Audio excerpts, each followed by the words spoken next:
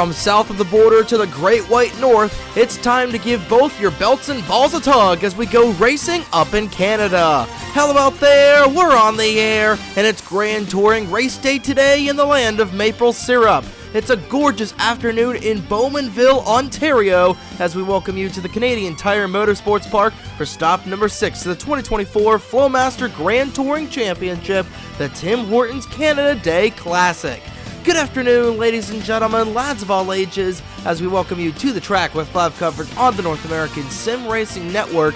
And from high in the sky in the press box, my name is Trey Wright for the NASRN. 5 races down, 7 to go, already in a quick-moving start to the 2024 FMGTC season. And we are live from Ontario for race number 6 of the year. And a chaotic race is on tap today at the 10-turn Canadian Tire Motorsports Park, otherwise known as Mosport to your longtime racing fans here in Canada. We are here today for our 6th race of the season, coming off of our last contest nearly 2 months ago down in Mexico City with Dano Georgi and Brad Stover taking home the victories for GT Le Mans and Daytona respectively in the Telcel Cinco de Mayo Grand Prix back at the Autodromo Hermanos Rodriguez. We'll go down to your point standings at the bottom of your screen, starting off with GT Le Mans, where it's Zachary Fitzwater who leads Sebastian Palmer by 60 points. Zachary Fitzwater in the points lead with 410, Palmer with 350.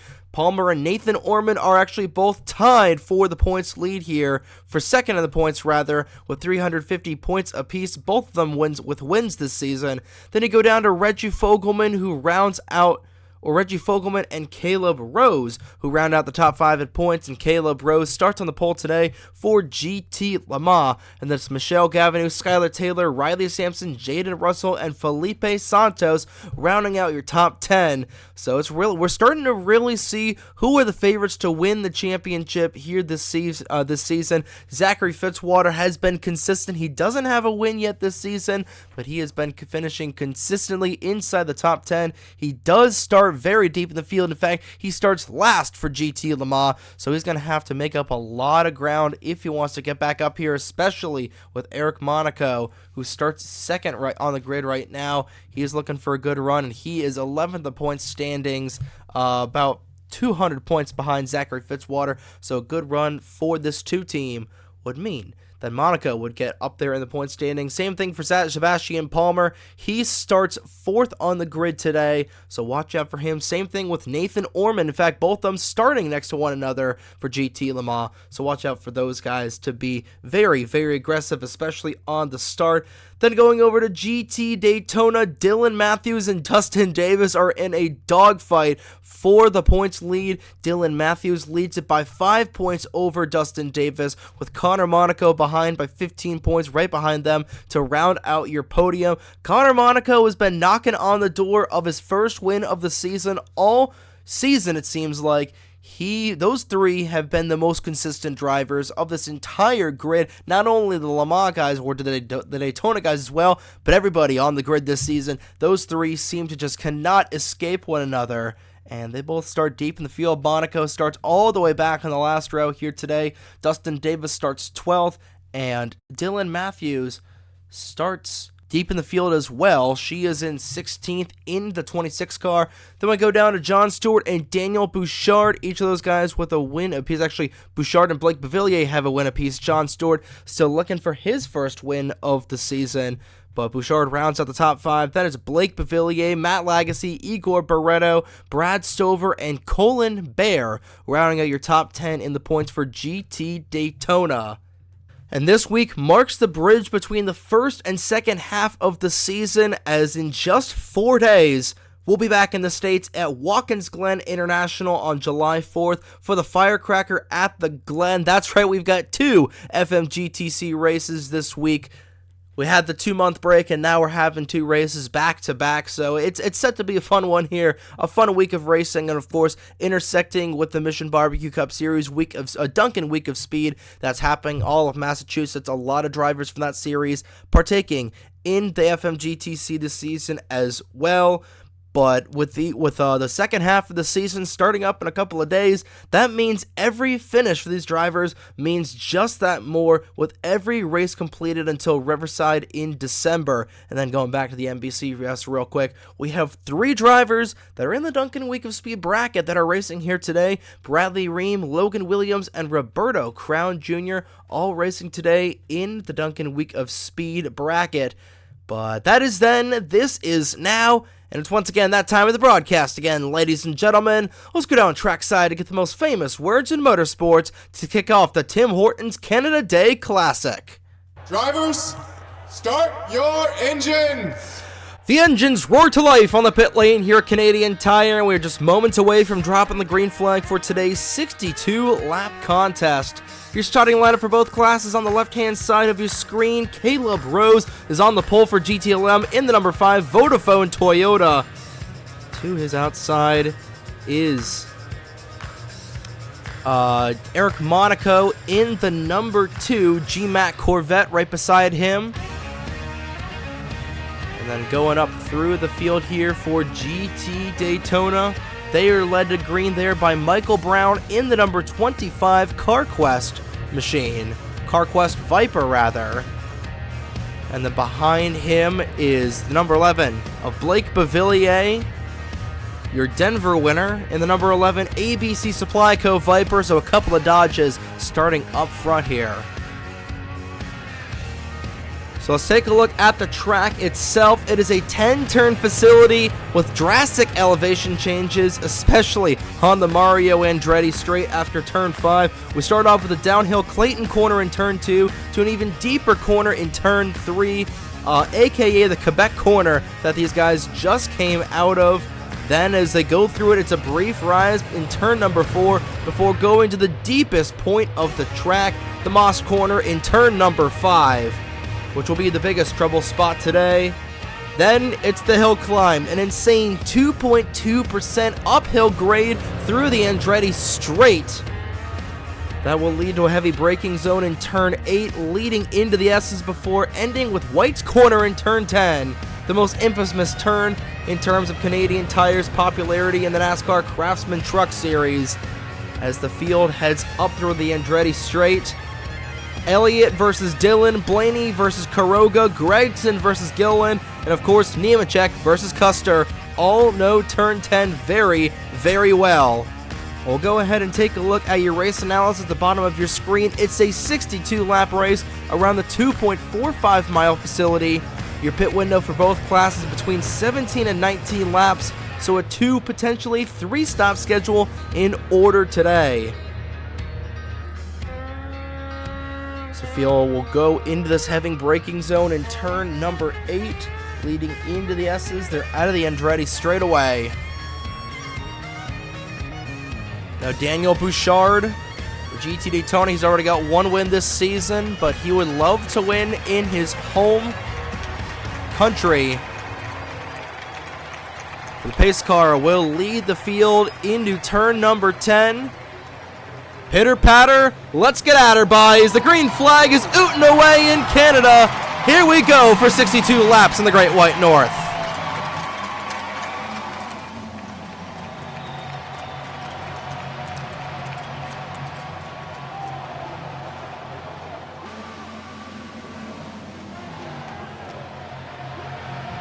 Couldn't have asked for a better start for Caleb Rose. He immediately leaves Eric Monaco in the dust, and they're already single file going up through Quebec corner.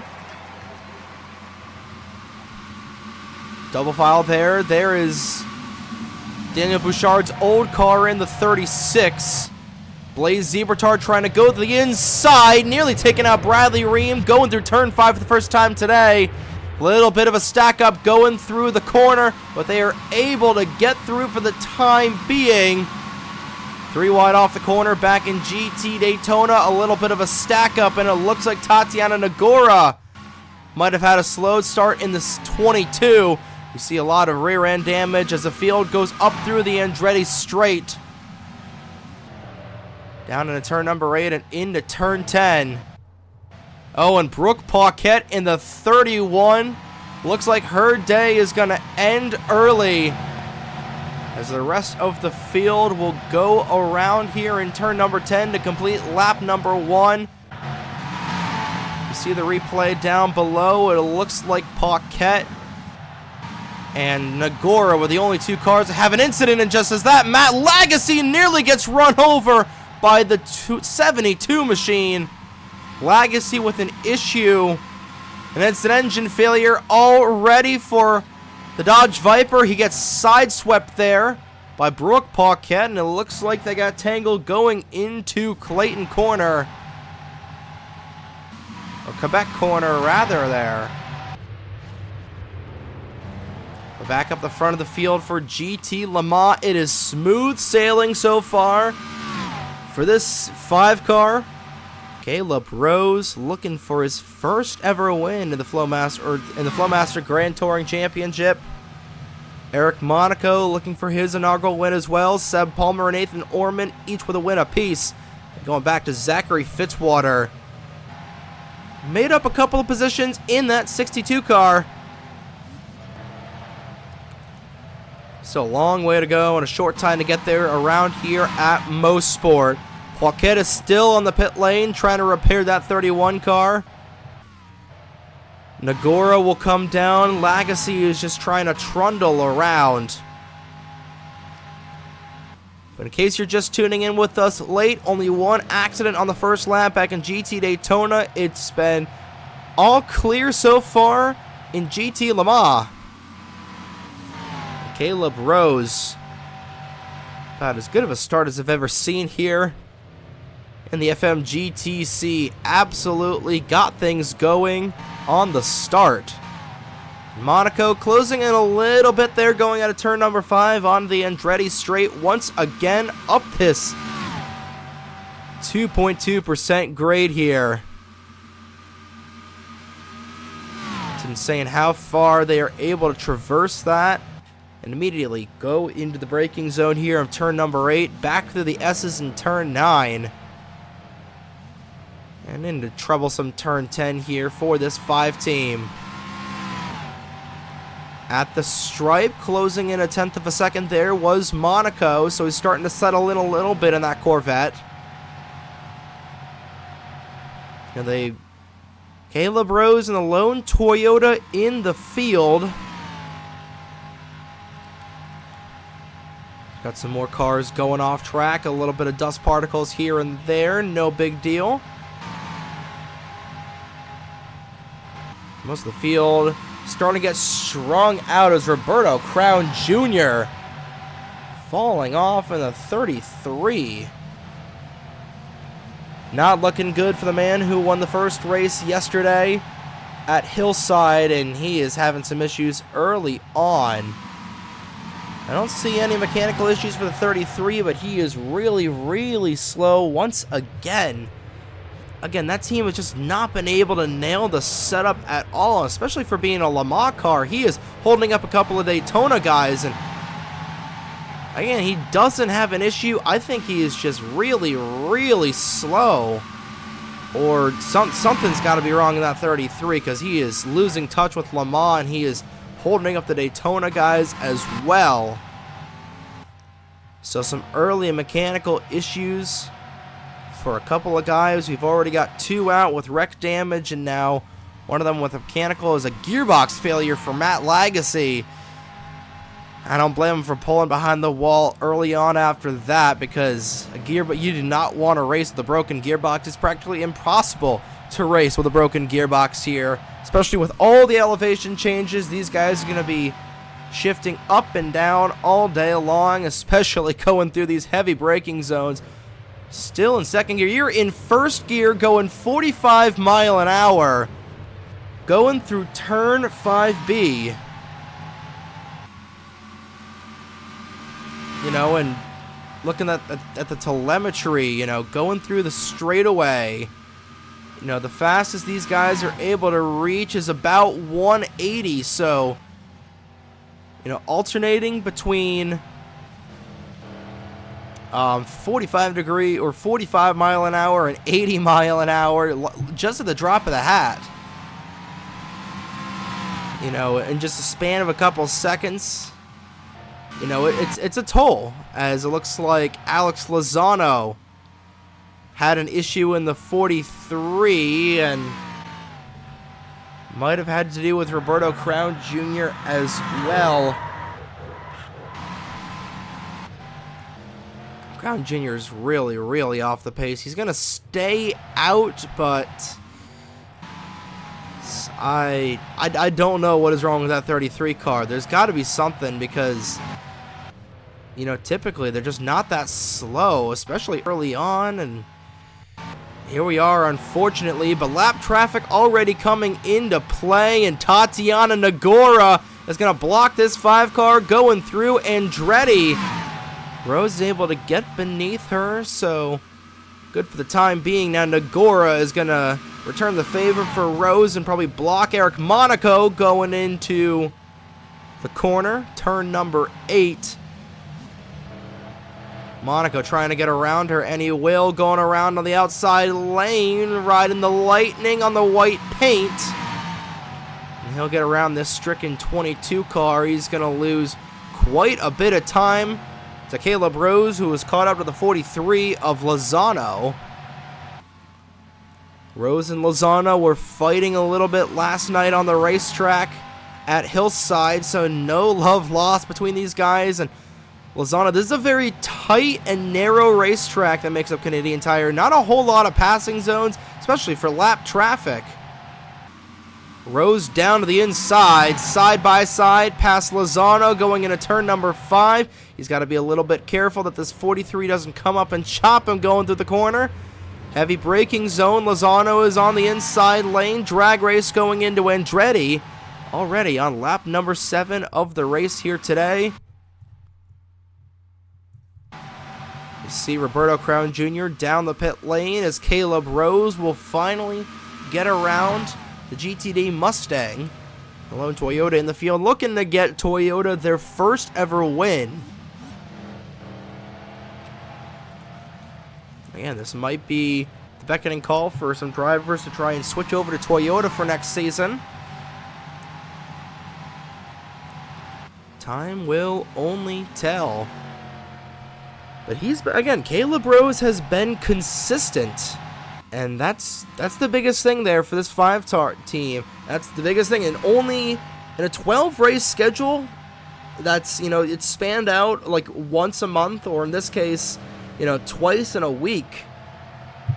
It's important to stay consistent. You know, you want to pull a Matt Kenseth. You know, you would like to win.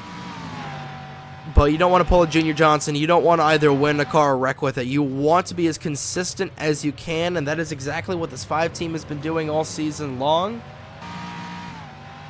Again, they're in the top 10 in the points. They're right now 5th in the points of the numerical counterpart in the standings. So they've been able to do their job, and right now it's been a good start to the race here so far for Caleb Rose. Eric Monaco finally will get to the inside of Alex Lozano. Can he make the pass into the S's? Yes, he will. That is after he lost a ton of time to Caleb Rose, who sees his mirror clear up a little bit, but his windshield is full of the slower Roberto Crown Jr. Again, this 33 team not hitting the setup. I believe they may have had a flat tire or something or other. But even then, he is still extremely slow. And again, Rose is going to lose a lot of time, this 33, if he can't get around him soon. He'll try and make the pass going into turn 5. He's going to be right on the back bump of this 33. Ooh, going to the braking zone. This is going to be Eric Monaco's chance to try and make up a little bit of the ground that he lost. Rose really wide through the corner. First on the gas is Monaco, and he is right on the back bumper of this 5 car. And these guys are in their own zip code right now. Sebastian Palmer has slipped back to 5th as Daniel Voiles has taken 4th from him. Nathan Orman is 3 seconds behind, but the top 2 drafting off one another going into turn number 8. And Monaco looking to make the first pass for the race lead here in GT Le Mans. Going back to GT Daytona briefly. It looks like Micah Knapp is in the race lead there by a second over Griffin Lynn in the 01 car. Those are two cars that typically don't see at the front of the field in GT Daytona. We'll quickly flash back to them here for just a brief second. And Michael Brown not have a good jump in that 25 car, so that has put the 56 out front. Back here we go for the race lead. These guys still behind Roberto Crown Jr. going into the braking zone. And this is where Monaco had his best jump last time around, but this time it'll be Caleb Rose who will get the good entry or the exit off of 5C. And he'll gain a little bit of time back, ahead by 2 car lengths over the 2 car. Going through the Andretti straight once again. We're past the halfway, we're right about the halfway point through this first fuel run. And again, we're going to see 2, potentially, well, probably 3 stops today. If these guys are able to try and stretch things out, and they can do about 20 laps of fuel, so we're probably going to see a pit stop right towards the end. That'll shake things up unless these guys are able to save. Again, no cautions in the Flowmaster Grand Touring Championship. So these guys race it all the way to the end. As the Daytona cars start to get a little split up. Something happened with the 11 car. Actually, it's Blake Bavillier out in the lead. My apologies. Mike Knapp is actually in second. And this is what happens when you got a battle for the race lead like we do here. But now that it's cooled off a little bit, Nathan Orman has finally gotten around Alex Lozano.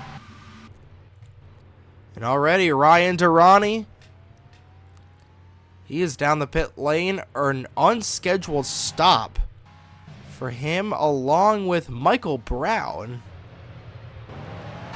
I'm not sure if those were scheduled stops or what the deal was there, but a couple of cars coming down, and oh, already we see some cars coming down here. Majority of the front half of the field, including Caleb Rose, is coming down, so already here we go. Lap number 12, the strategy is starting to come into play. And again, I don't think these guys want to come down within, 5 laps to go of this race, so a smart move by these guys. Short pitting early on. Again, they could have gone a little bit farther on their marks here. Caleb Rose will get out first. He'll get a good jump over Eric Monaco. And they could have done about 8 more laps on their tires and fuel. Fastest pit stop that time around, 14:22 was the first best time we're seeing. That out of Dano Georgi's camp. That might be the fastest pit time we'll see all season, rather. It's not the fastest we've seen on the NSRN, 14:19 by Alex Sanvitale's pit group a couple of weeks ago, in fact.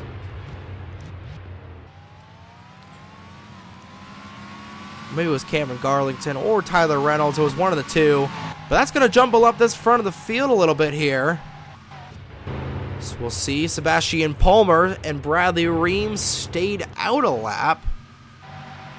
These guys are already going under the Canadian Tire Bridge. Just these guys are heading into the pit lane, so I believe the undercut is absolutely going to be the route to go here this afternoon.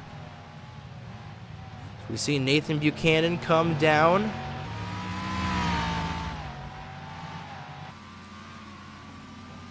Coming out as Dano Georgi, as Seb Palmer will just now be coming out. He is going to lose a lot of time. He's going to have 1 lap fresher tires.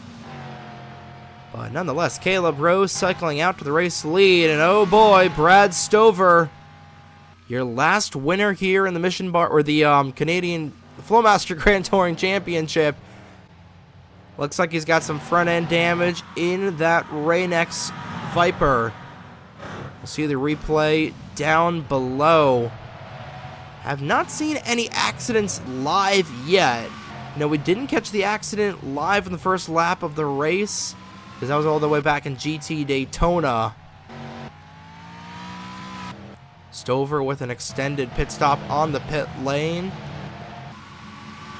I don't see any other tire tracks besides the ones that we saw on lap number 1, and doesn't look like any of the Le Mans cars have had an incident on the track. Of course, you know, Roberto Crown Jr. has his mechanical issues, but other than that, seems like a pretty clean race so far. And we see the tire tracks on pit lane, as I think that is where the issue came for Brad Stover. Somebody spun around, and it might have been that 60 car.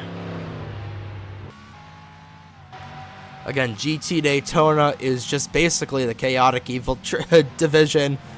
And I can't wait for these guys to be at Watkins Glen, because, you know, the last 2 tracks we've had here have been kind of wild cards, just going into the unknown, because, you know, Mexico City and Mosport, we've never raced here on the NASRN. So it was kind of jump off into the unknown going into those tracks, but Watkins Glen a couple days, that is a very well-known commodity. Everybody knows what the Glen is all about.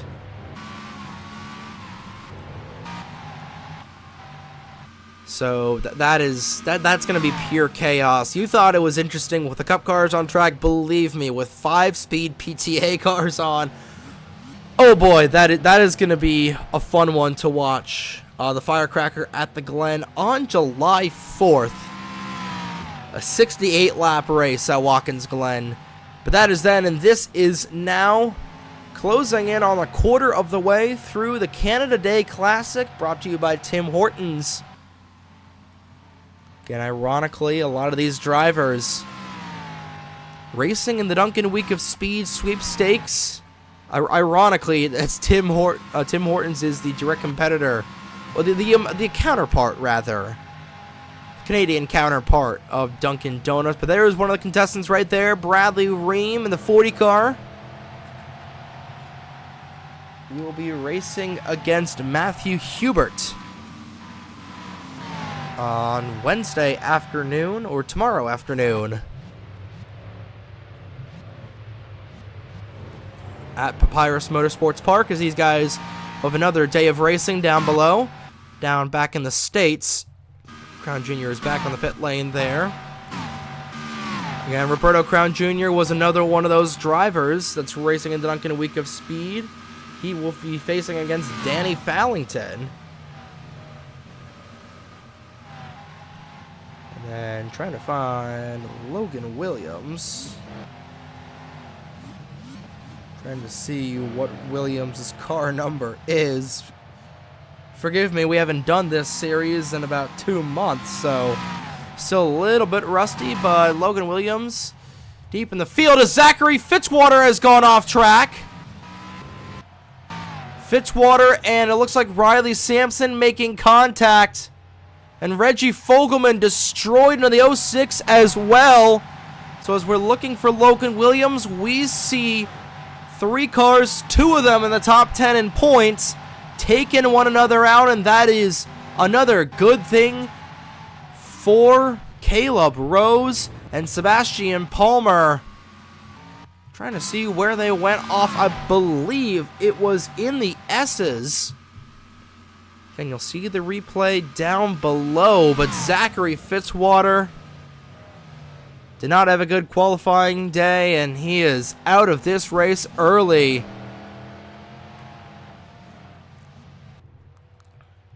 Riley Sampson will come out, and I tell you, if Sampson didn't have bad luck in this series, he wouldn't have any luck at all. And it looks like Logan Alexander in the 71. A little slow going through the corner, but he looks alright. Dustin Davis has fallen off the pace in the 72. There's Connor Monaco and the 026 of Dylan Matthews. Again, these guys just can't get away from one another. There's got to be something in the water, as the 98 and the 75, a little close quarters racing right there. It looks like Blake Bavillier is still in the race lead for GT Daytona. He is in the 11 car. But now we're starting to enter the attrition part of the race. where it's just becoming a slugfest in the middle as we see Lozano come down. You know, with all these incidents, you know, both mechanical and, you know, contact incidents. You know, we're seeing to start a lot of lap cars in front of these GT Le Mans leaders. Pretty soon we're going to start to see the Daytona guys in front, probably around the halfway point of this race.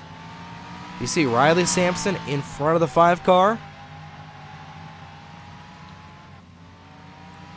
Sampson just trying to log some more laps here. He has fallen all the way down to the 36, and you see the 06 and the 62 have pulled behind the wall. So Reggie Fogelman is only going to get 1 point here today. Zachary Fitzwater is only going to get 2, so not what you want. It's definitely not what you want there, especially for a couple of guys running for the championship. But they'll bounce back at Watkins Glen, I'm sure of it. But time will only tell, and I'm curious to see, you know, Palmer is back in 5th. The overcut strategy, you know, it seemed a little shoddy at the time, but he was able to lead a lap. That's 5 bonus points for this 20 team, so kudos to them. But you know, he's only back by 7 seconds, so it's not as bad as I thought. As speaking of distances, Caleb Rose has not been able to get around this 36 car. And once again, closing the gap is Eric Monaco, as Rose still cannot get around the 36. Now he'll duck down to the inside. And now Monaco, can he get there in time to try and get around his fellow Corvette? No, he's not. Sampson still right on the back bumper of the 5 car. But now I think he's going to be a little bit of a moving chicane, especially for this 2 machine of Monaco. Monaco will get to the inside. He's not going to have the preferred line going into turn number 5. Ooh, a little bit of contact, a little door slam there. Monaco will go offline. And again, all the ground he gained will go straight back to Caleb Rose in the 5 machine here. Working on lap number 19 of 62. Rose led all but one today. That one belonging to Sebastian Palmer on the pit cycle. Caleb Rose looks like to be the car to beat so far today. These top 2 guys not been able to get past a lap of one another, or a second of one another rather. But this time they pit 10 laps ago on lap number 10. Actually, they pit 12 laps ago, or 11 laps ago on lap number 11, or 9 laps ago on lap number 11, if I can math and English right at the same time, which I doubt I can. So if the strategy is able to do so, if they're able to have the strategy that they want, we're going to see these guys come in potentially lap 27 to 29, unless they're going to short pit once again. I don't know why they would do that. Monaco is still struggling to get around Riley Sampson. He finally will, but that time he fell behind by 1.5 seconds. Just like that, Caleb Rose making me eat my own words once again. They said that these guys couldn't get away from a second of one another, and Caleb Rose looks like he's going to be 2 seconds in front of Eric Monaco. This time around, another accident in the back, this time for GT Daytona, Nathan Buchanan and Josh Harmon. Those two with an incident in the back. God, I'm sorry, I feel like Fox with how much we're missing incidents live. Again, we'll see the replay down below. It doesn't look like anybody else has any damage right now. It looks like a second set of tire tracks going through Quebec corner. It looks like that area was the culprit, unfortunately.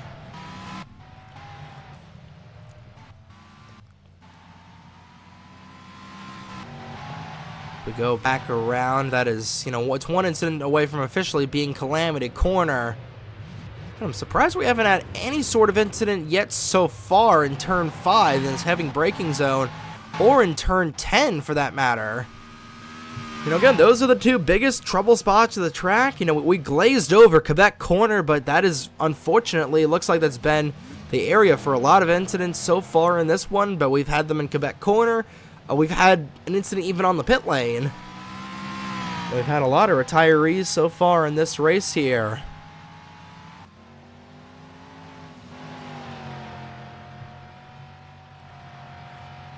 We're past the third of the way mark through the Canada Day Classic. We'll check back in with GT Daytona, and oh lord, never mind, we got Owen Miles and Nathan Ormond are down the pit lane. So it looks like they're going to try and short pit as well from being deep in the field, but looks like the battle for GT Daytona, nothing really too home to write much about. A 10-second lead for Blake Bavillier. Especially now as 25 and Michael Brown is down the pit lane. He will surrender second. So now we're starting to see the short pitting come back here.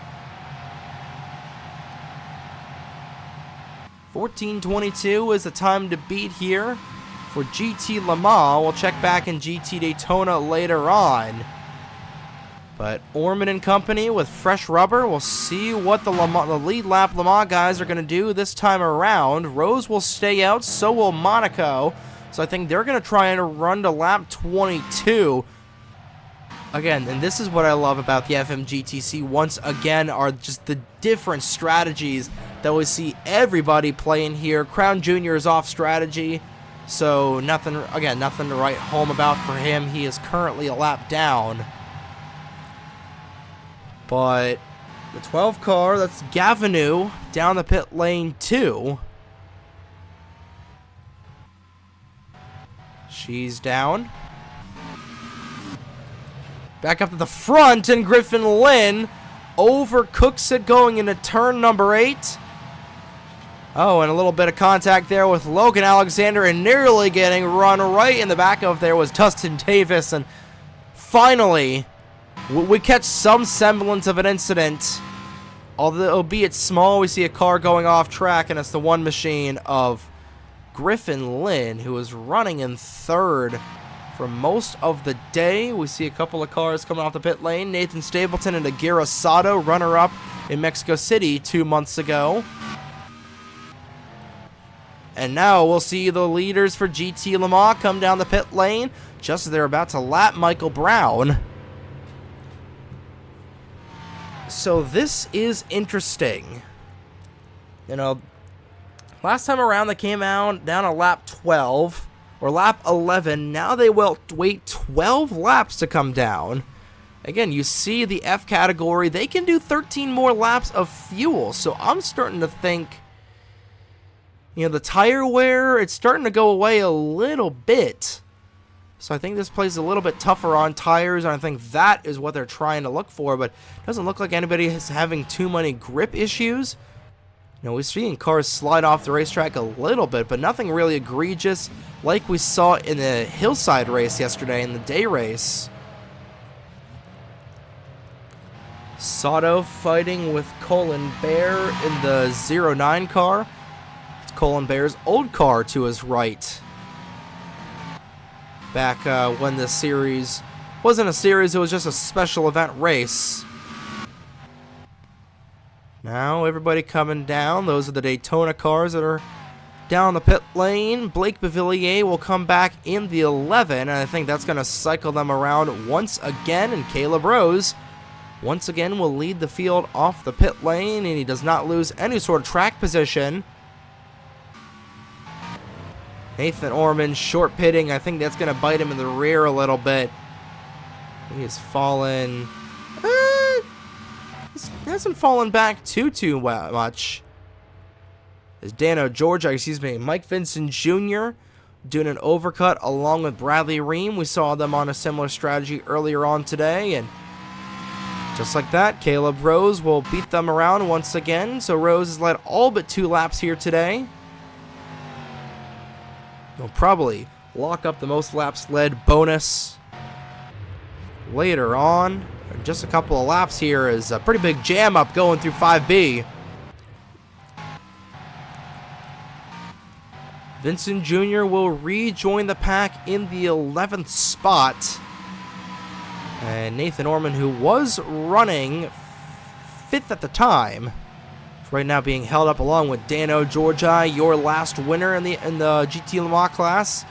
Griffin Lynn holding these guys up, going up through the straight and down into Moss Corner.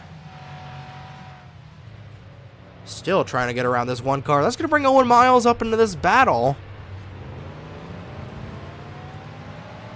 But Dano Georgi's first one off the gas. And he'll finally get around this one car going through Andretti for the 25th time today under speed.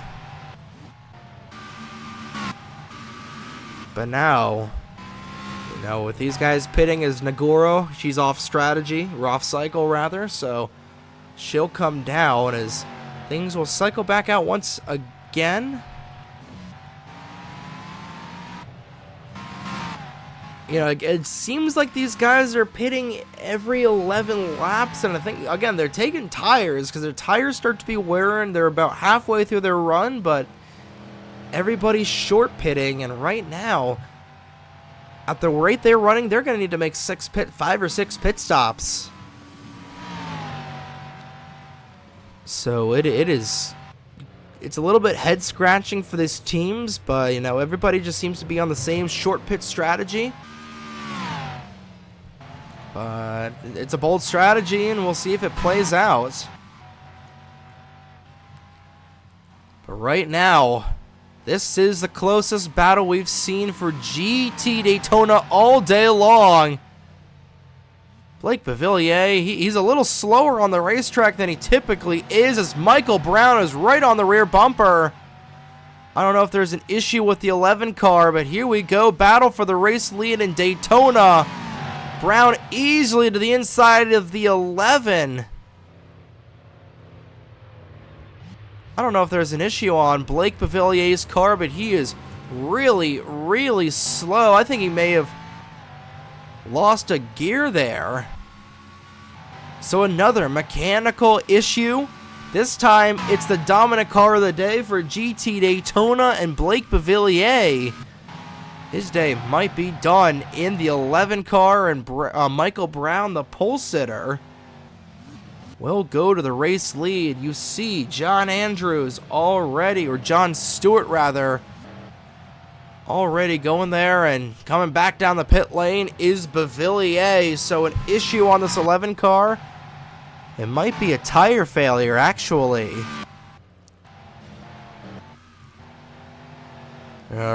Beat up back end there for Micah Knapp as well. And it looks like we had another crash on the pit lane. Riley Sampson is down a little, I think a little bit of crumple damage there on the hood of the 21 of Monaco. So I guess pit lane has been just as dangerous. You know, if we get a replay, we will have showed it to you by now. But it's been, off camera, it's been an exciting day.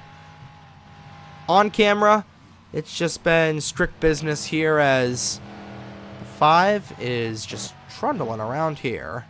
Bavillier is back out on the racetrack. 14-second stop for him.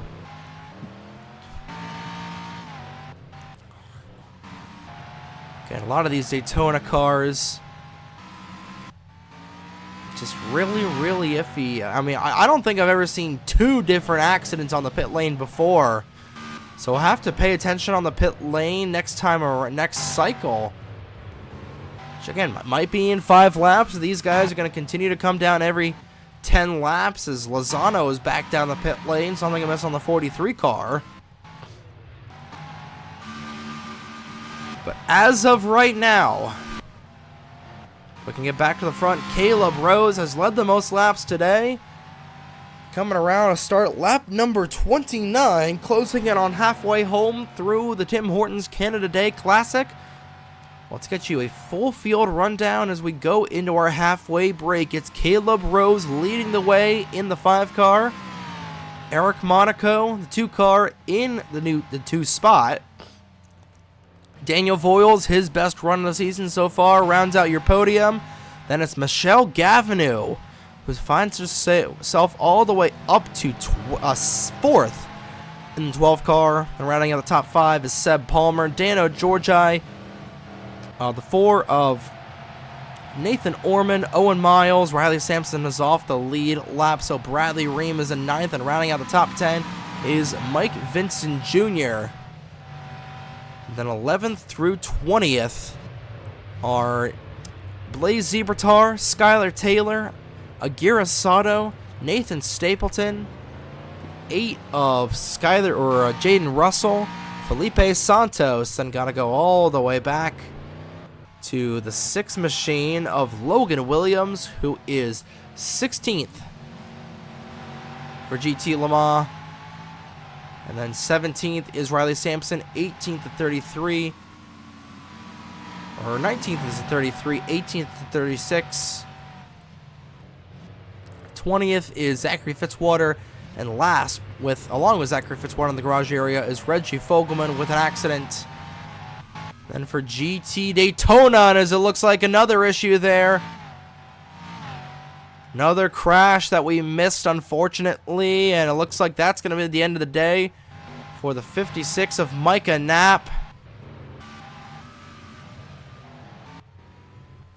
Actually, Knapp is going to go out and away, so I don't think he crashed. I think he was just coming down the pit lane.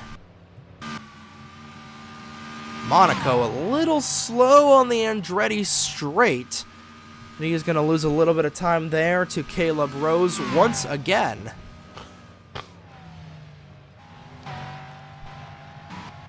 Griffin Lynn is down the pit lane. He's repairing damage in the 1 car. No harm, no foul there. And right now it's Michael Brown still in the lead for GT Daytona. A 4-second lead over John Stewart. Stewart, who started deep in the field for GT Daytona, started in the 10th spot. Found his way up to 2nd, so a good run for that man right there in the 98. Michael Brown looking to get Viper back-to-back wins.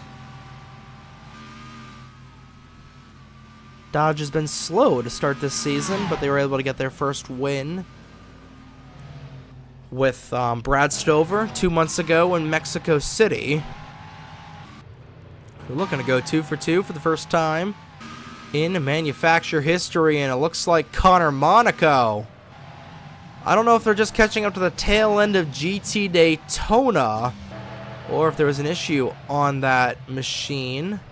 I think they're just catching up to the tail end like we're talking about, because Monaco is a minute back and these guys are running 1/13 time, so he's about 10 seconds back of the 5 car. So again, they're just catching up the slower GT Daytona cars, which again, that's going to be a minefield going through, and it could very well have some gymnastics that these Le Mans cars are going to have to go through. And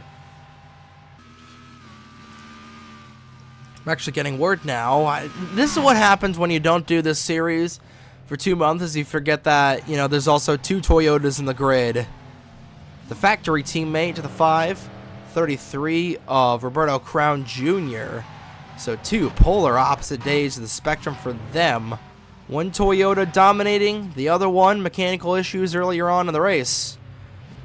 But we're officially halfway home through the Tim Hortons Canada Day Classic.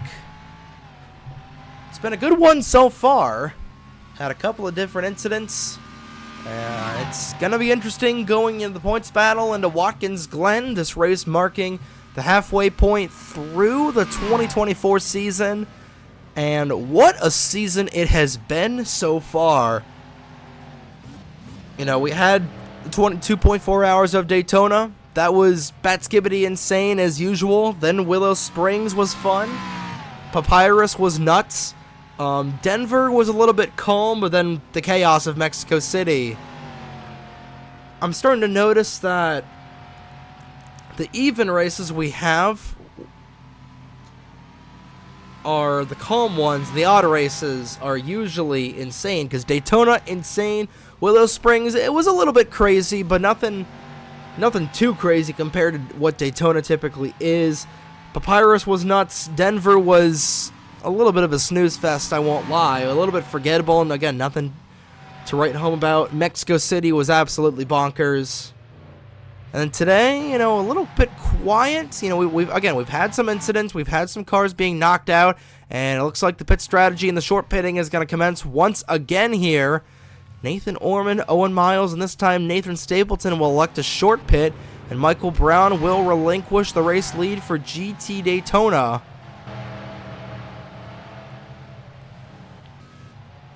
Connor Monaco will come in as well, and we'll see if these guys come down the pit lane this time by. They will not.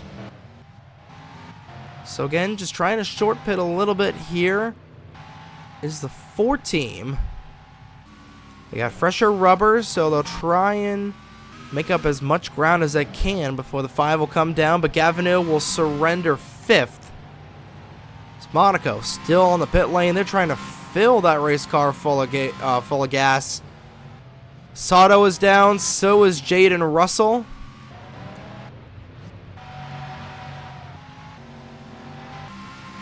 And everybody seems to be coming down the pit lane this time by, so again, they can do, we thought the window was going to be about 17 to 19 laps. So we figured that maybe these guys would be coming down for a second time, but no, these guys are coming down for a third time already, and these guys keep pitting at the rate they are. We might have a late race pit stop, because Logan Williams is down, Durrani is down, Bouchard is down. We expect the 5 and the 2 to come down this time by. I really think Nathan Orman is going to keep short pitting. I think Gavinu was able to get ahead of Nathan Orman, so Gavinu might be the car to beat coming down, but here we go. Stop number 3 of the day already for Caleb Rose and company.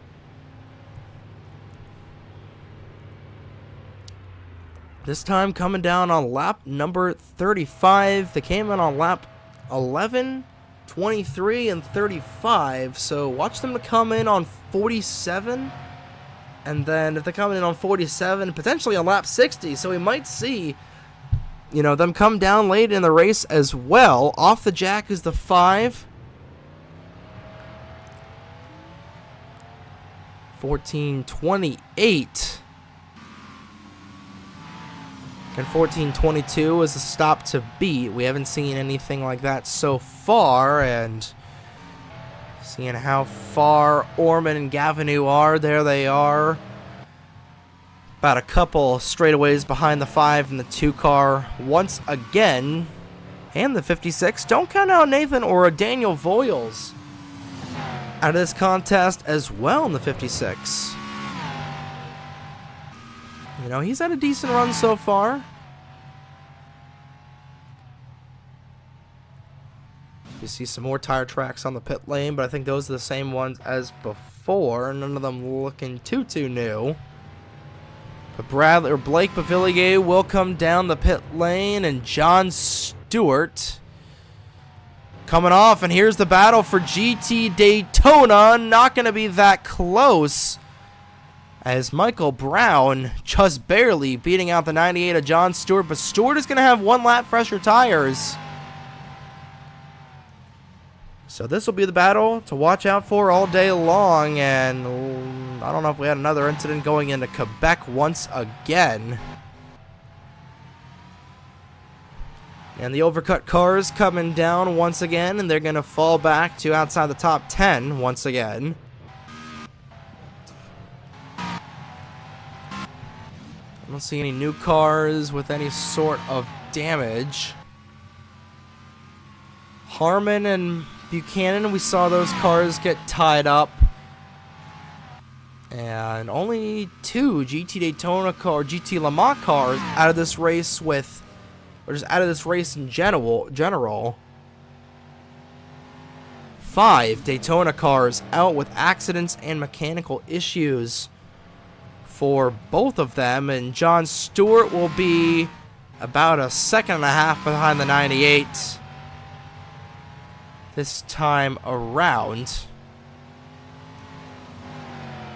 Actually, it looks like Igor Barreto is going to cycle out to the race lead here.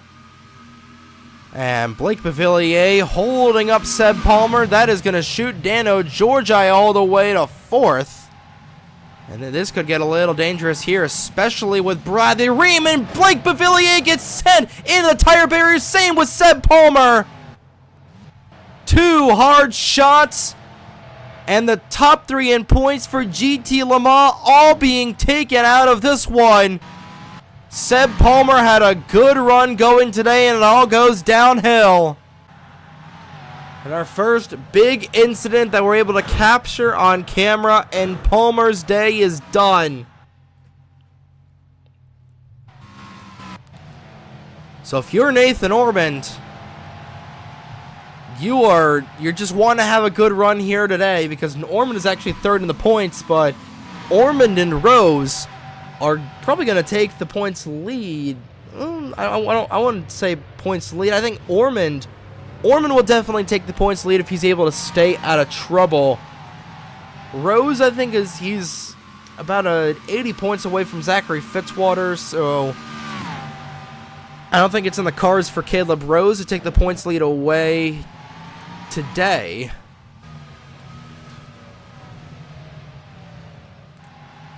You know, you get 105 points for leading the race. I believe, I think Caleb Rose could very well take the points lead here if he's able to stay out of trouble. But just like that, it's not a race on the NASRN without us missing a pass for the race lead. And our first on-track pass of the day as Alex Lozano holding up the GT Le Mans cars. And that's going to make this a 3-car battle, a menage a trois for GT Le Mans. Going into the corner, Lozano will allow the 2 and the 5 to pass. But again, heavy lap traffic here for the GT Le Mans leaders. Rose is still stuck behind the 43. Colin Bear blocking the 2-car.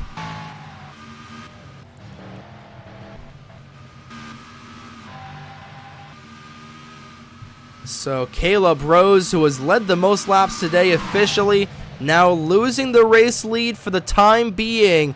Again, they're stuck in a lot of lap traffic here. There's 2 cars in front of the 2. He's trying to get around Griffin Lynn on the outside lane. Same thing for Caleb Rose. Trying to get around Alex Lozano. Oh, Rose is going to get hooked into the inside wall there by the 56. And the dominant car of the day has crashed. It doesn't look like there's too much damage to that 5 machine, but Caleb Rose, his MBCS luck has struck here on lap number 39. And that might just very well give the GTLM win to Eric Monaco. Off of turn number 10, you can add Voiles and Rose's name to the list of drivers that have fought through that corner. It doesn't look like Daniel Voiles has too much damage in the 56. Rose should be able to continue. It's not as much damage as I would think for that 5 car. But again, I think he's going to try and stay in the fight. He's going to try and go until you can't go no more. But Connor Monaco was easily able to pass him, and Caleb Rose competitively might be done for the day. Voiles will stay out. We'll see. Rose will stay out as well. Thankfully, they hit the concrete wall instead of the Armco, so a little bit less damage. But Caleb Rose already 5 seconds behind Eric Monaco. And Monaco is still not out of the woods yet. Voiles is closing in on him. Monaco has been toying around with Colin Bear for the last 2 laps. But we're at lap 40. We predict these guys will come in at lap 47. Monaco still fighting with this 9 car. It's allowing the 56 of Voiles to close in just a little bit here. Dano Georgi running a little ways. He's running 6 seconds behind. He was running 6 seconds behind Caleb Rose. Rose is really, really slow in the 5. And still fighting with his 09 is the 2. And Monaco's got to be careful himself that he doesn't take himself out. He'll go to the inside of Colin Bear. Bear will oblige. And I'll let the GTLM leader slide around him. Again, you know, this is the witching hour part of the race where all hell breaks loose, all skibbity hits the fan. And we're seeing it here. We've seen the dominant car of the day for GT Le Mans. There he is down the pit lane, Caleb Rose. He'll get some repair there in the 5, and he's going to pit now. You know, this might work out for Caleb Rose, actually. If he doesn't fall a lap down here. You know, he's running in 3rd at the time. He's going to be a little bit off cycle. You know, if he's able to come out, he's going to get the repair. And they're going to make that car as new as they can.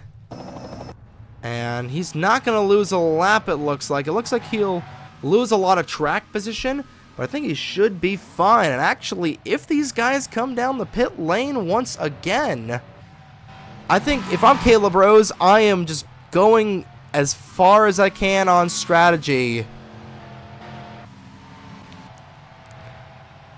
You know, go until your car can't go no more. Go 17 laps. I go a little bit longer than the rest of these guys.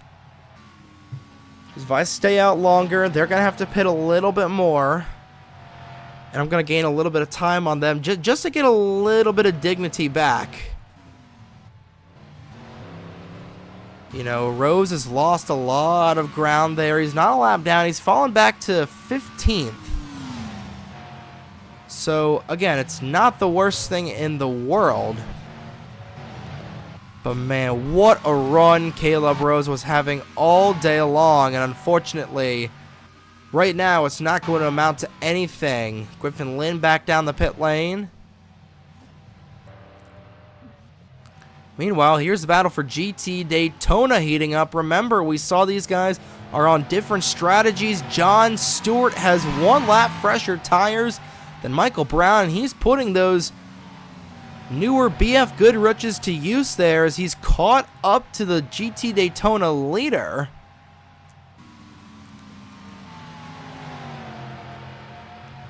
We'll flip back to Le Mans real quick, make sure none of them are down the pit lane, and none of them are just yet.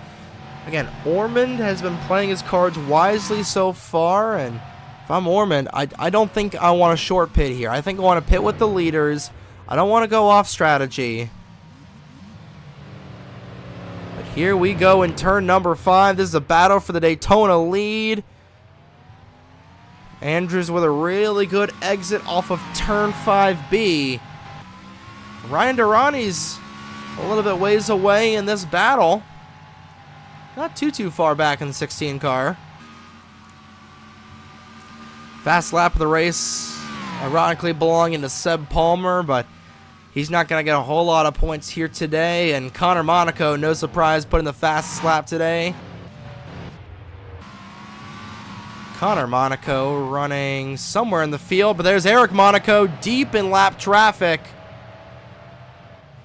Again, the GTLM leader has to be very, very careful. And Daniel Voiles, I think Voiles might have come down the pit lane. There he is. So these guys coming down a little bit earlier than we thought. So the cycle and the strategy already starting to play out. I don't see Voiles' name. Actually, yeah, he is. 19.1 second, 6.1 second pit stop. So already Voiles making the decision to try and short pit a little bit here, especially with the lap track in front of you. I don't blame him. But that'll put Dano Georgi up to 2nd. Or excuse me, Mike. Yeah, it is Dano Georgi up to 2nd. Gavinu is 3rd. I'm liking these strategies here these guys are playing. And the Daytona cars continue to battle amongst one another. Brown Jr.'s back down the pit lane. Stapleton and Ormond will short pit once again, so here we go. Michael Brown will relinquish the lead. John Stewart will come by next time.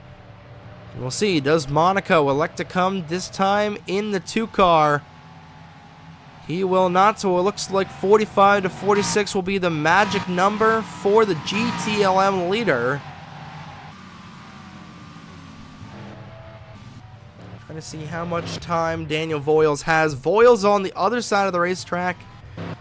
It's about, I'd gauge about 30 seconds in front of Eric Monaco. Maybe a little bit less.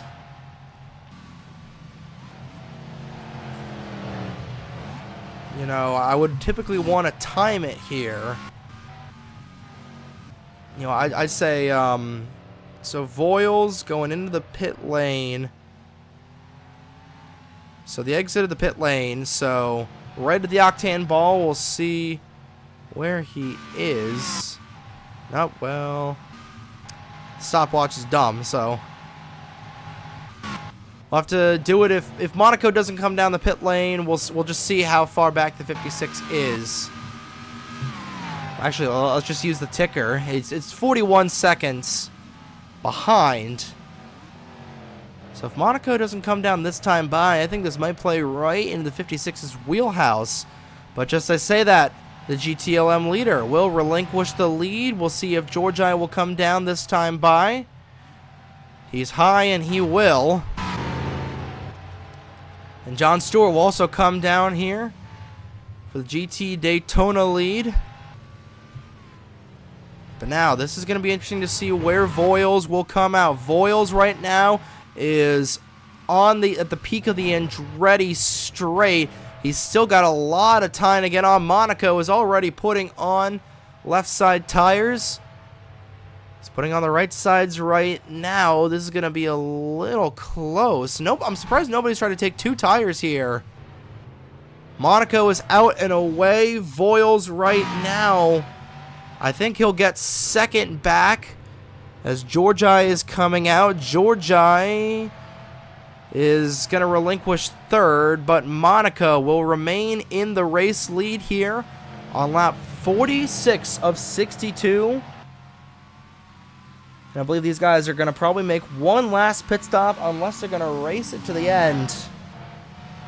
Again, this short pitting strategy is John Stewart is off track. He was off track. The man who was second in GT Daytona has fallen off the racetrack. He's trying to get it refired, but he is stalled going through the corner. I don't know if he made contact with anybody. I think he did. And that is the end of the road for John Stewart. Michael Brown, I believe he'll cycle back to the race lead. Juan Rodriguez led that time by. We'll see where Rodriguez is down the pit lane along with the 72. Michael Brown is long past them. Yeah, Michael Brown and Ryan Durrani are right now running 1-2. So Michael Brown's next competitor will be the man who finished last in GT Daytona 2 months ago. Durrani sat on the pole for the Mexico City Grand Prix, but was out in 3 corners. But he's putting on a hard charge on this 25 car right now. But John Stewart teleporting back to the pit lane, and that is not the start. That is not what he wanted to see there. Really, really tough break there for John Stewart. And meanwhile, Eric Monaco has got a clinic and a half put on over Daniel Voiles. I think that's about a 7 or 8 second lead Monaco's got in the GT Le Mans lead. You know, trying to find the rest of the guys. Monaco is cycled out back to the race lead. There is the rest of the, both Vincent Jr. and They remade their pit stops. It's a 6-second lead, so not as big as Monaco would have liked, but he'll definitely take it. But again, he's going to be trapped in the middle of lap traffic. Logan Williams, once again, just did not hit the setup. And he is very, very slow in the 6 car along with the 026. Going back to the front, Ryan Durrani losing a lot of ground there to 25, Michael Brown. But Eric Monaco has got 6 seconds of cushion and even more lap down cars in between him and Daniel Voiles. So it might be smooth sailing for Eric Monaco. But that's what we said about Caleb Rose, and Rose is back in 15th.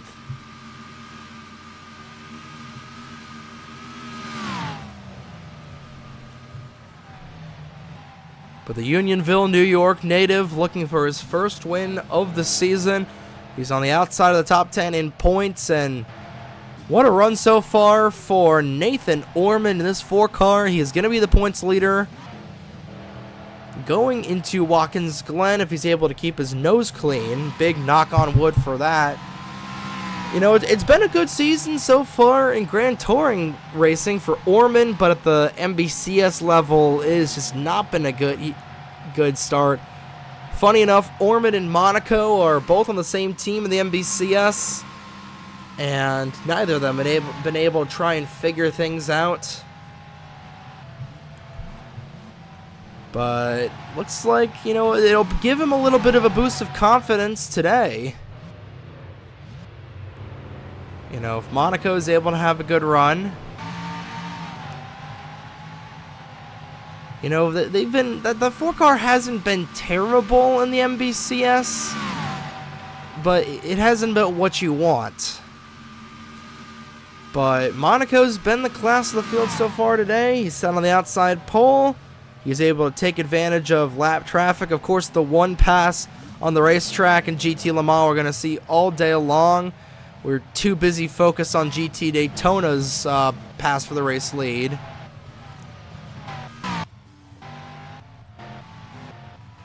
But right now, Michael Brown, speaking of GT Daytona, with a decent lead over Ryan Durrani. It's a 2-second lead over the 16 car. I think Durrani will just take a good run here today, especially after all the chaos. But already 13 laps to go as Owen Miles, don't count out this 59 car. He absolutely ran that 56 down. And Owen Miles, where did he come from? Owen Miles is picking them off one by one. Again, Tatiana Nagora, she did hold up the 56 just a little bit there. But Owen Miles putting the pedal to the metal right as he gets doored by Nagora. So Miles will go to second in the 59. Another one of those drivers in need of a good run. Deep in the point standings right now. So if he wants to make a shot at this championship, it is go time. This 59 team. Riley Sampson right in front of him. Sampson will go wide and he'll come down the pit lane. We're closing in on the last set of stops here. Again, a very short day a very weird day in terms of short pitting. John Andrews is back on the racetrack, but a little bit too late there for this 98 car. He is 2 laps down, marred back in the 33rd spot. 33 cars remain on the racetrack, and 19 of them are on the lead lap. Most of them GT Daytona cars that have been lapped by Eric Monaco. The gap right now between Monaco and Owen Miles, 7.63. So a lot of ground to make up for Miles if he wants to get back into this one. But again, you cannot count out late race shenanigans like this. And just like that, here comes the 84 of Dano Georgi right behind. I think Daniel Voiles has a little bit more damage from the incident with Caleb Rose than we initially thought, because he is already hemorrhaging a lot of positions. Because right now the podium belonging to Owen Miles and Dano Georgi are on top of one another. The battle for second place. And Daniel Voiles has come down the pit lane. No mechanical issue. I believe this is going to be a scheduled stop, but we see a lot of cars on top of one another. Bradley Ream and Michelle Gavinou fighting for the 8th spot. Blaze Zebratar, haven't mentioned his name a whole lot today. Good run for him. He's in 6th. Connor Monaco on the tail end. Not a strong day for him, but the older Monaco brother right now still out front. The battle right now for GT Le Mans is for 2nd. Georgia really wide through the corner, not able to hit his marks. That's good for 59. And Owen Miles will pass Dustin Davis.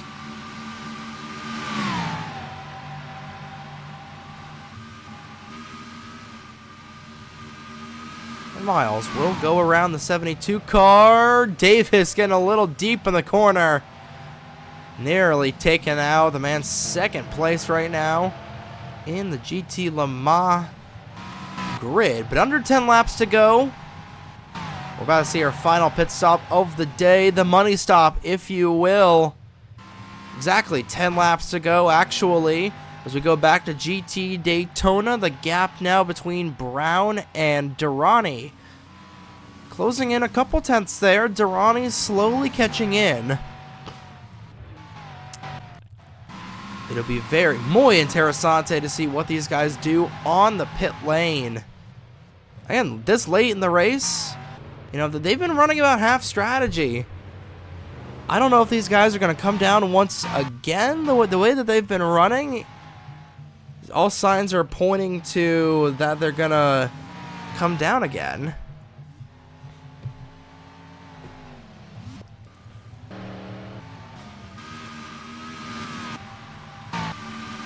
Going back up front, Monaco continues to lead here. 9 to go this time by. He's a little wide through the corner, but he's not gonna come down. Oh, Dano Georgi is going to get turned by Dustin Davis, and upside down goes the 84. And just as Michael Brown is down the pit lane, the man 3rd for GT Le Mans, taken out of this one. And that was right as Owen Miles came down the pit lane. A good run for the 84 is going to go to waste. That's the 2nd time this season. Dano Georgi is on his lid. And right as the pit stops, the final pit stops of the day begin. You'll see the replay down below that was pretty much cut and dry. Dustin Davis, your Daytona winner, destroyed, and Dano Georgi not going to be happy about that. But here they are off of the pit lane.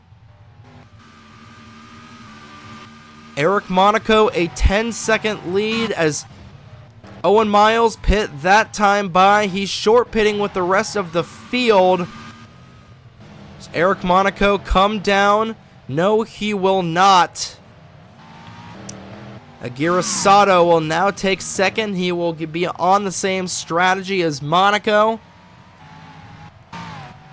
Brown Jr. down the pit lane. He's had his issues all day long, so he is a non-factor. Trying to find Ryan Durrani on the racetrack. There's the 16 car.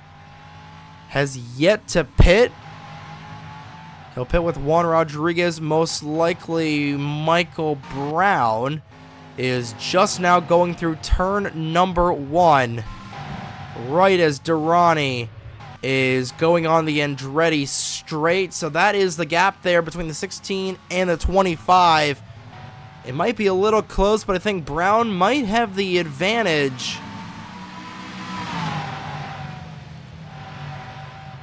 As we see the fight here as Crown Jr. and a lot of guys being knocked out of the way. Heads up there, Micah Knapp is going to hold up pretty much everybody on GT Le Mans. But here we go, money stop for Eric Monaco, your Le Mans leader, coming down with 7 laps to go. And this is where the pit crews get paid the big bucks here. 10-second gap over Aguirre Sato. Sato will come down. Blaze Zebratar will stay out, so he will potentially lead a lap here. So will Vincent Jr. and Ream. Those are the 3 cars on the overcut. Monaco is in. And a 2-tire stop there for the 2 car. So the strategy coming into play. Eric Monaco taking 2 tires. Sato did as well. Same thing with Felipe Santos and Jaden Russell. As well as the 12. So hold on to your hats, boys. Eric Monaco short pitting there. And he is going to easily get out in front of the rest of the leaders. How about that for Eric Monaco? 2 tires stop, and Aguirre Sato is able to leapfrog Owen Miles as well. But again, Miles is on 4 tires, but he is going to have about 7 laps to catch up. It's not a big gap, but it is still a gap. Down the pit lane here. This is the battle for GT Daytona. Michael Brown just now coming out of the corner. Durrani is not yet at his pit stall. Actually, he's come out of his pit stall, and he is going to leapfrog it as well. Durrani that time by. He also took 2 tires. So we are seeing the strategy late in this race. Ryan Durrani leapfrogs Michael Brown on the overcut. Same thing with the 2. But again, are they going to be able to catch up in time? Eric Monaco. His timing and scoring will cycle around next time by. But next time by is going to be 5 laps to go. Miles has caught up to Aguirre Sato. He'll also catch up to the 3 as Blaze Zebratar also took 2 tires as well. It looks like Juan Rodriguez also leapfrogged Michael Brown. Here's the battle for second in GT Daytona. This is in front of the GTLM leaders. These guys got to be a little bit careful. Let the Le Mans leader go past. Here comes Monaco. He will body Rodriguez out of the way. Rodriguez didn't like that a whole lot. But again, Monaco is the faster car, and Rodriguez not too happy with this 2 car. Down the pit lane is Bradley Ream for his final stop. He will lose the track position. So that could have been very, very dangerous for Eric Monaco. But 5, count them, 5 laps to go from Canadian Tire. Eric Monaco has cycled back out to the lead. And Owen Miles trapped behind lap traffic. That might be all she wrote. If Eric Monaco is able to keep his nose clean, a lot can happen in 5 laps though. Now the battle is to see if Ryan Durrani is going to be able to surpass Michael Brown. You know, if we've done the math right, actually I think Dylan Matthews actually leapfrogged as well. We'll see if Matthews has to come down the pit lane. I believe it is going to cycle around, because Barretto did not come down. Or Barretto already came down. He came down with Bradley Ream. So it'll cycle around to Ryan Durrani. It will cycle around to Durrani, and it will be the 26. Leapfrogging the 25. I believe Dylan Matthews also took 2 tires. And to insult to injury, these Daytona guys are being hounded by the Le Mans leaders. So if Eric Monaco passes them, that is going to officially lock up the race win for Ryan Durrani if he's able to keep his nose clean. How about that for the Las Vegas native? Again, you don't want to count your chickens before they hatch. But here comes Monaco to the inside of Michael Brown. If he laps down Michael Brown, that'll take him out of contention for the win for GT Daytona. It'll still be a good points day for the 26 machine, but I think they'll take a second, especially with Dylan Matthews being the points leader. Dustin Davis knocked out. Connor Monaco not having a good day. Neither is John Stewart. So I think, in terms of the big picture, you let this 2-car lap you down. You don't get the win here today, but it was going to be a little too late, especially with 3 laps to go. If I'm Dylan Matthews, I'm just letting this 2-car lap me, and then I don't want to get behind the 25. You're going to extend your points lead because Davis, Monaco, and just everybody else has just been really struggling today. Monaco is back in 24th.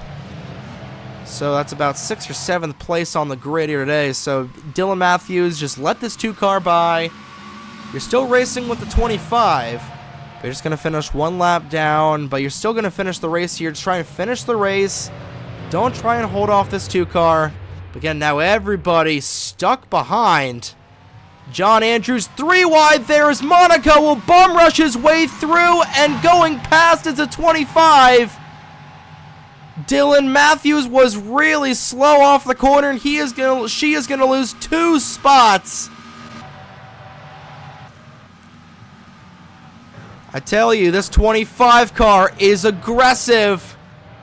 Coming around, popsicle sticks in the air, this time by Michael Brown, desperately trying to stay on the lead lap. He's going to slam into the 2 with 2 to go.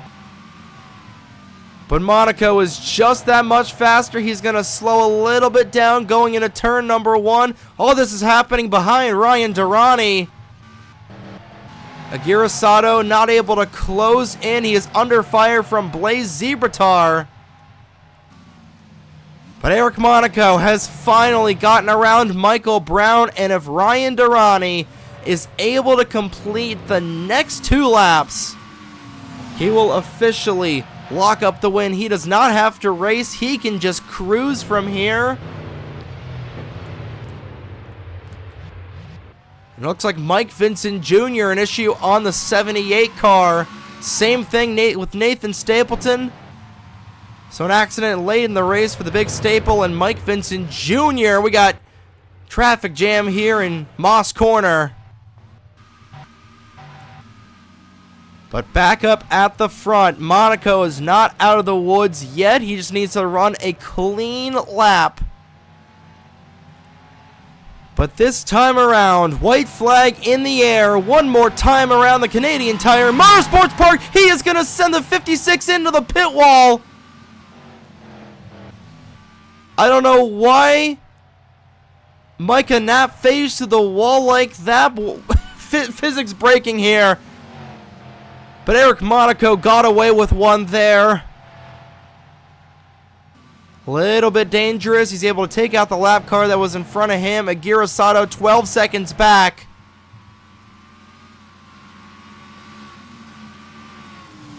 I tell you what, I've never seen a car phase through the wall like that. But nonetheless, through turn 5 for the final time, Michael Brown is not going to be able to get his lap back here. Ryan Durrani, he'll have one more lap to complete, but he can just cruise from there. I'll make sure Durrani is able to complete that last lap. He's able to stay on the lead lap as a Daytona car. But going through turn 10 for the final time, it's been long awaited, but the Unionville, New York will see the checkered flag waving in the Canadian air, and Eric Monaco is a winner here at Mosport.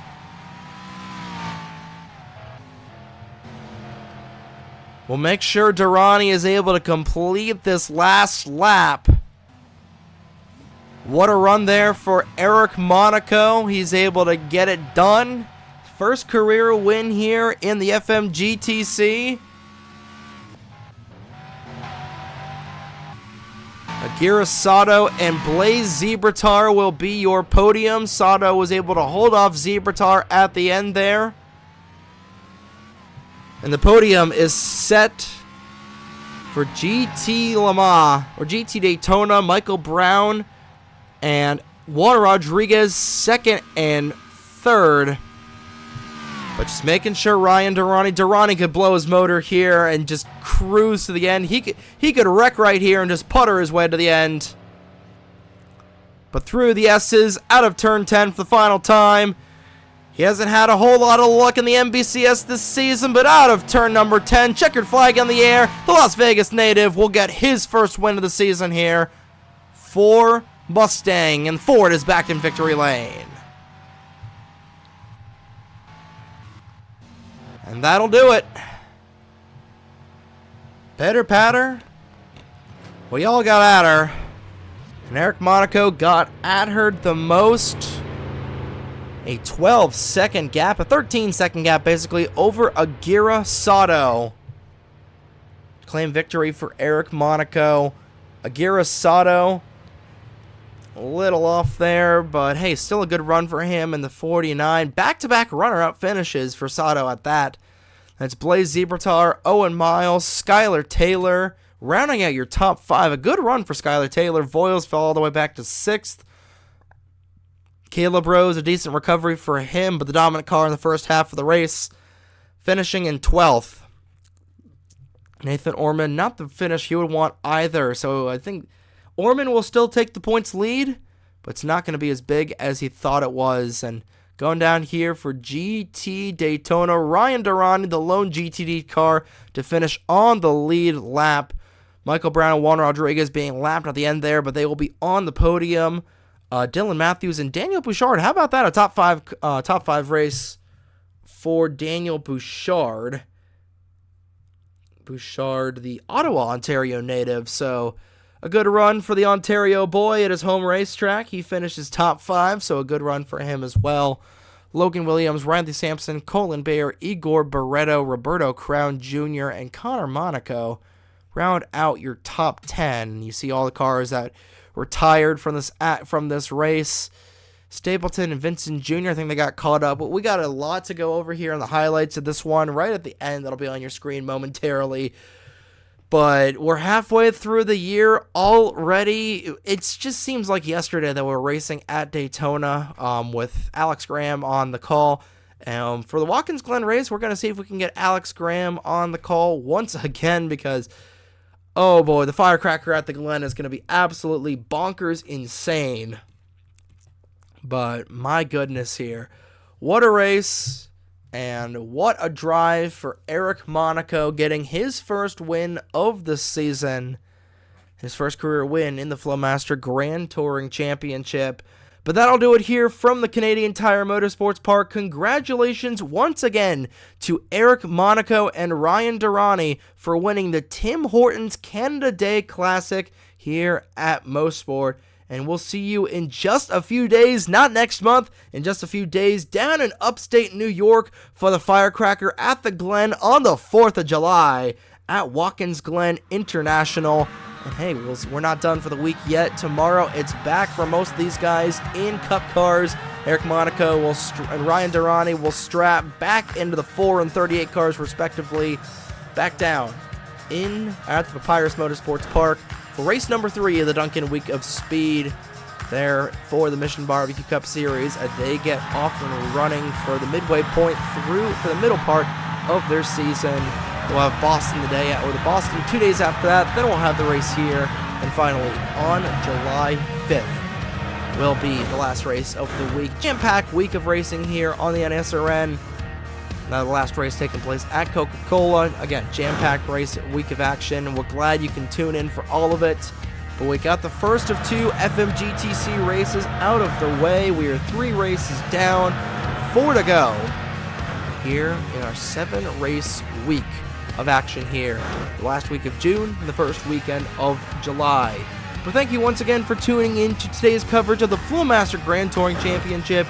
Here are your point standings after race 6 of the FMGTC, and from Bowmanville, Ontario, Canada, on behalf of the North American Sim Racing Network, my name is Trey Wright. Have a great evening, folks.